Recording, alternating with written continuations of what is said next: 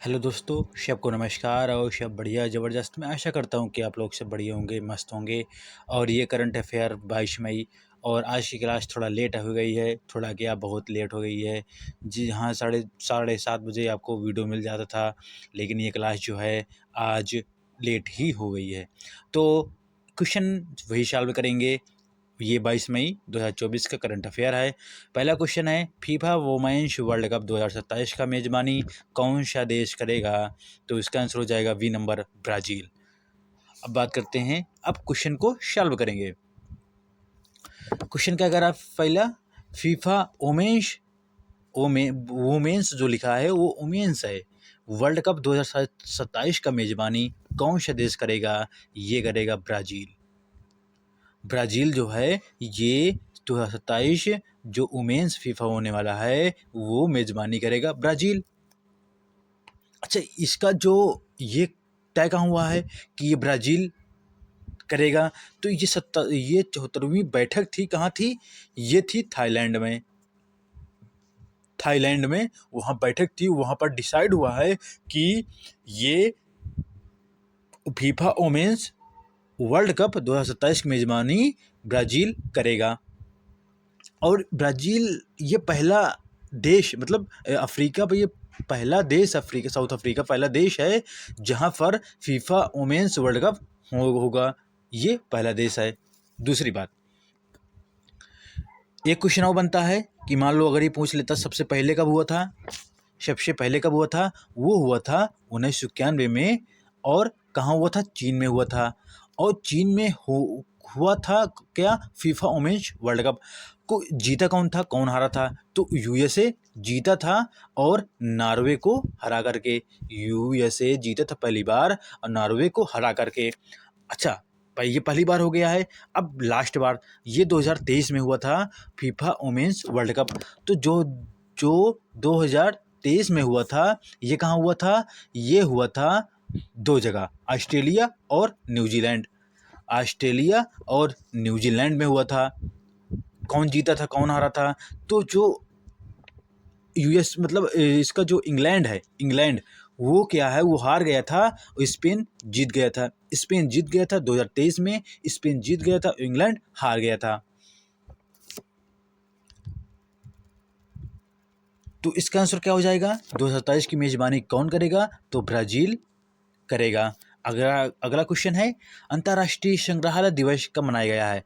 तो अंतर्राष्ट्रीय संग्रहालय दिवस कब मनाया गया है? ये है 18 मई को। अच्छा, 18 मई को संग्रहालय दिवस के रूप में मनाया गया है। और इसकी थीम क्या है? इसकी थीम है शिक्षा और अनुसंधान। क्या है थीम? शिक्षा और अनुसंधान के लिए संग्रहालय। जो संग्रहालय है किसके लिए है? शिक्षा और अनुसंधान के लिए संग्रहालय। और पहली बार ये 1977 में मनाया गया था अंतर्राष्ट्रीय संग्रहालय दिवस। अगला क्वेश्चन है, आकाशवाणी के महानिदेशक कौन बनी हैं? तो आकाशवाणी के जो अध्यक्ष हैं, क्या बोल सकते हो? महानिर्देशक बोल सकते हो। तो ये कौन है? मौसमी चक्रवर्ती। मौसमी चक्रवर्ती जो है ये आकाशवाणी की महानिदेशक के रूप में अभी फिलहाल बनी है। तो आप ये इसकी मतलब अगर याद करना हो तो जो मौसम हो, तो मौसम क्या होता है? मौसम चक्र की तरह बदलता रहता है। और मौसम कहाँ से संबंधित है? ये आकाश से ही संबंधित है। इसलिए आपको याद करने में थोड़ा से सरलता रहेगा। अब अगला क्वेश्चन है, अच्छा इसका एक और है जो अध्यक्ष के रूप में है, वो हैं प्रसार भारती। प्रसार भारती बोर्ड के जो चेयरमैन हैं वो हैं नवनीत सहगल। कौन है? नवनीत सहगल हैं। और ये जो प्रसार भारती बोर्ड है उनके चेयरमैन नियुक्त किए गए हैं। अगला क्वेश्चन है, ये इम्पॉर्टेंट हो जाता है, ये क्वेश्चन इम्पॉर्टेंट हो जाता है क्योंकि Times Higher Education young university ranking 2024 में भारत की कितनी यूनिवर्सिटी को शामिल किया गया है? तो कितनी यूनिवर्सिटी को शामिल किया गया है? 2 यूनिवर्सिटी को शामिल किया गया है। कौन कौन से हैं? ये कौन कौन से हैं? महात्मा गांधी यूनिवर्सिटी है। ये महात्मा गांधी यूनिवर्सिटी कहाँ है? ये केरल में स्थित है। एक है अन्नामलाई अन्ना यूनिवर्सिटी है, अन्नामलाई नहीं, अन्ना क्योंकि अन्नामलाई जो है, अन्नामलाई इसलिए याद आ गया था, अन्नामलाई ये दक्षिण भारत की क्या है, हिल्स है, पर्वत, जो हिल्स है ना, 3 हिल्स हैं, क्या बोलते हैं उसको, आपने अगर वीडियो देखा होगा जियोग्राफी की, उसमें मैंने बताया है कि कैप उसको बोलते हैं। तो वही अन्ना यूनिवर्सिटी है, दक्षिण भारत की है, ये दक्षिण भारत की जो अन्ना यूनिवर्सिटी है, इन दोनों को क्या मिला है, टाइम्स हायर एजुकेशन जो रैंकिंग है उसमें चुना गया है। अच्छा, इसमें क्या हुआ है, जो इसमें मतलब मान लो, चलो ठीक है, ये तो इंडिया हो गए, दो हैं, दो इंडिया की यूनिवर्सिटी हैं, लेकिन टोटल 670 यूनिवर्सिटी का नाम आया था। और यंग, अच्छा हाँ, 670 में 2 इंडिया की हो गई हैं। जो पहला टॉप किया है वो सिंगापुर का है। जो सिंगापुर की कौन सी यूनिवर्सिटी है, वो कौन है, उसका नाम है नांगयांग टेक्नोलॉजी, नांगयांग टेक्नोलॉजी, वो कहाँ की है, सिंगापुर की, और ये टॉप की है। आगे और इससे और संबंधित है। अच्छा, ये आपको इसमें लिखा है यंग यूनिवर्सिटी। यंग यूनिवर्सिटी का मतलब होता है कि आप 50 वर्ष से कम, क्या 50 वर्ष से जो कम यूनिवर्सिटी हैं, उनका जो 50 वर्ष से कम हुई हैं, उनकी रैंकिंग की गई है, ना कि ज़्यादा, इसलिए इसको यंग यूनिवर्सिटी रैंकिंग कहा गया है। अब आते हैं, जैसे आपको कुछ दिन पहले, कुछ टाइम पहले आपको ये बताया गया था कि जो है ये क्या करता है कि जो टाइम्स, जैसा ये निकाला है टाइम्स हायर एजुकेशन है, तो टाइम्स हायर एजुकेशन एशिया, जो एशिया माइनर मतलब जो एशिया रैंकिंग है, टाइम्स हायर की मतलब टाइम्स हायर एजुकेशन की एशिया में रैंकिंग है, वो कौन सा है, वो कौन सा है, टॉप पर है, जो भारत का है, वो मतलब पूरे देश में, पूरे मतलब जो भारत में पूरे देश में क्या है, 32वीं रैंक है, IISc बेंगलुरु कर्नाटक है, बेंगलुरु कर्नाटक है। अगर ये बोल दिया जाए कि जो QS वर्ल्ड यूनिवर्सिटी रैंकिंग आई थी, तो उसमें टॉप काउंट किया था, तो पंडित जवाहरलाल नेहरू यूनिवर्सिटी ये टॉप किया था। तो हमारा आंसर हो गया।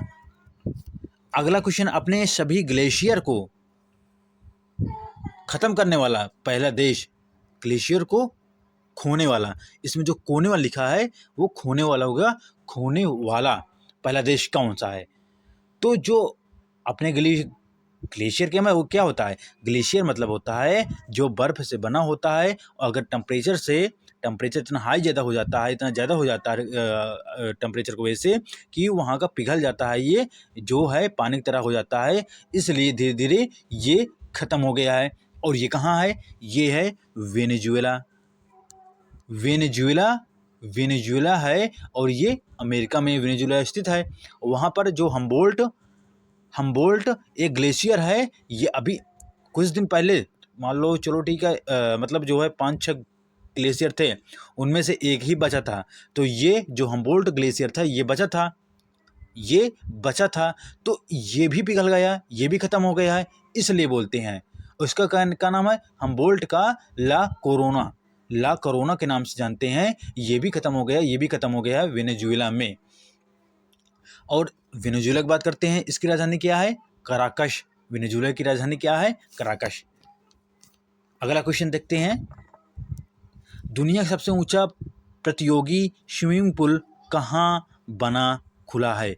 तो ये स्विमिंग पूल है, एक जो क्या होता है उसमें एक कंपटीशन टाइप में होता है, तो ये दुनिया का सबसे ऊंचा है, और ये कहाँ स्थित है, नेपाल में।